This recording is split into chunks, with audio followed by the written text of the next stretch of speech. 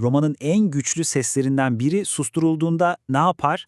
Düşünsenize, kariyerinizi üzerine kurduğunuz her şey, yani siyaset, hitabet, güç, hepsi bir anda elinizden alınıyor. Nereye sığınırsınız? İşte bugün ünlü devlet adamı Cicero'nun hayatının en büyük krizinin tam ortasında felsefeyi nasıl yeniden keşfettiğine ve dahası onu bütün Roma için nasıl baştan yarattığına bakacağız. Cicero felsefeye tam da bu yakarışla başlıyor işte.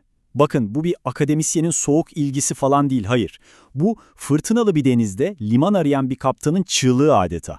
Onun için felsefe öyle raflarda tozlanacak bir kitap değil, hayatını kurtaracak bir rehberin ta kendisiydi.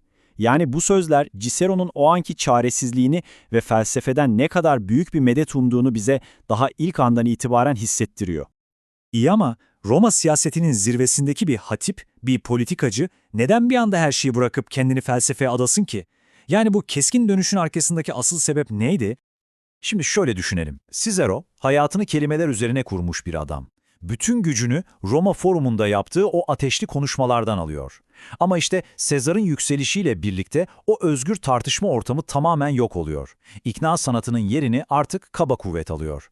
Cicero için bu sadece bir kariyer kaybı değildi. Hayır, resmen yaşam sebebinin ortadan kalkmasıydı.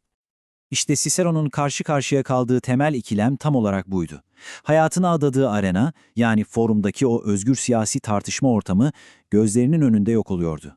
Peki bir hatip konuşacak bir kürsü kalmadığında ne yapar? Cicero zekice bir şey yaptı. Yeteneklerini yepyeni bir sahneye taşıdı.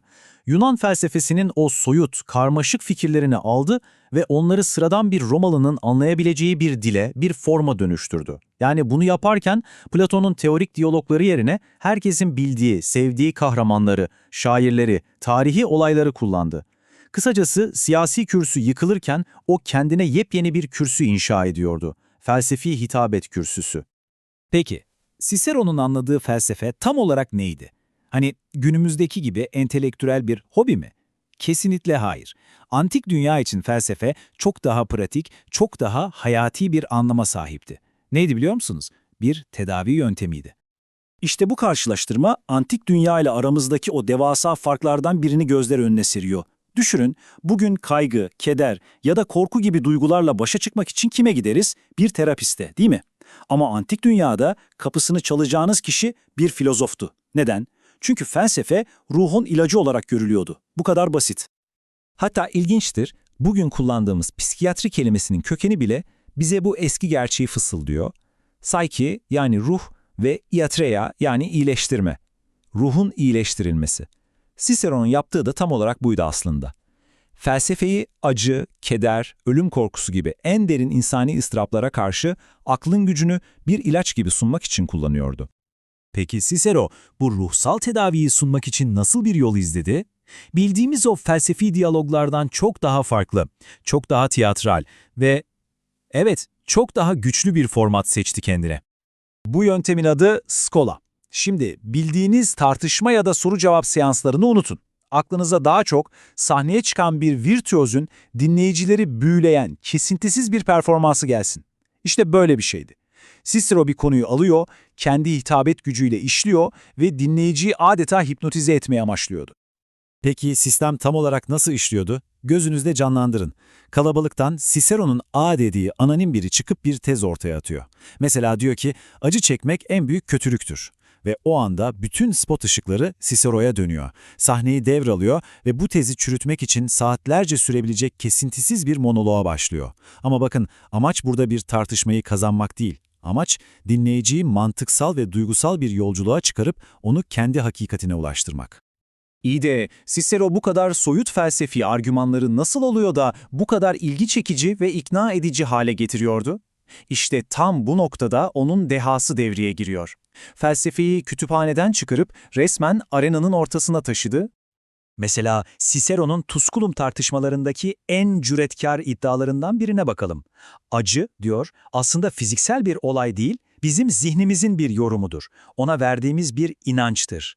Durup bir düşünün. Peki ama bu kadar radikal bir fikri, acıyı her gün iliklerinde hisseden insanlara nasıl kanıtlarsınız?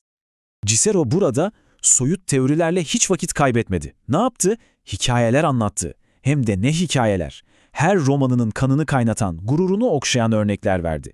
Tanrılara meydan okuyan Prometheus, akıl almaz acılara dayanan Herkül, demir gibi disiplinli Roma askerleri ve tabii ki en çarpıcısı her gün gözlerinin önünde acıyla burun buruna gelen gladyatörler.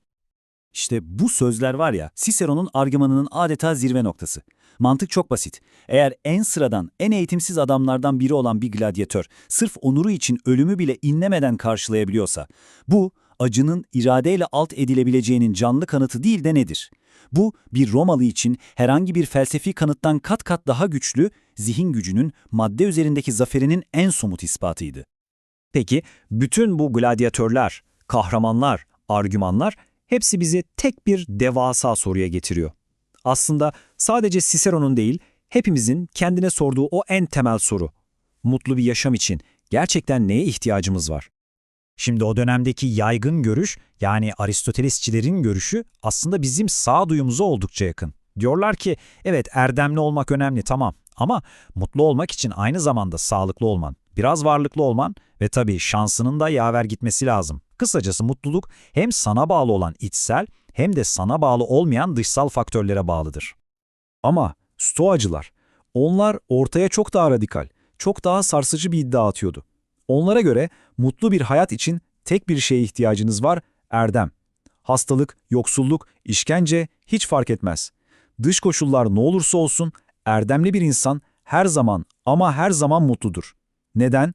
Çünkü mutluluk dışarıda bir yerde değil, tamamen bizim kontrolümüzde olan içsel duruşumuzdadır. Nokta. Tabii ki bu öyle kolay yutulur bir lokma değildi. Hatta o kadar ki Cicero'nun yakın arkadaşı ve bu eseri adadığı Brutus, kendi trajik sonundan hemen önce acı içinde şöyle haykıracaktı. Ey bahtsız erdem, meğer sen sadece bir sözden ibaretmişsin. Oysa sen şansın kölesiymişsin. İşte bu haykırış, Stoacı iddianın ne kadar cüretkar olduğunu ve hayatın acı gerçekleri karşısında ne kadar kırılgan olabildiğini bize gösteriyor. Ve Cicero 2000 yıl sonra bile bize işte bu meydan okumayı bırakıyor. Diyor ki, eğer sıradan bir gladyatör disiplinle bedeninin acısını yenebiliyorsa, aklını ve bilgeliğini eğitmiş bir insan ruhunun acılarını, korkularını, kederlerini nasıl yenemesin? Belki de mutluluk sandığımızdan çok daha fazla bizim kontrolümüzdedir. Ne dersiniz?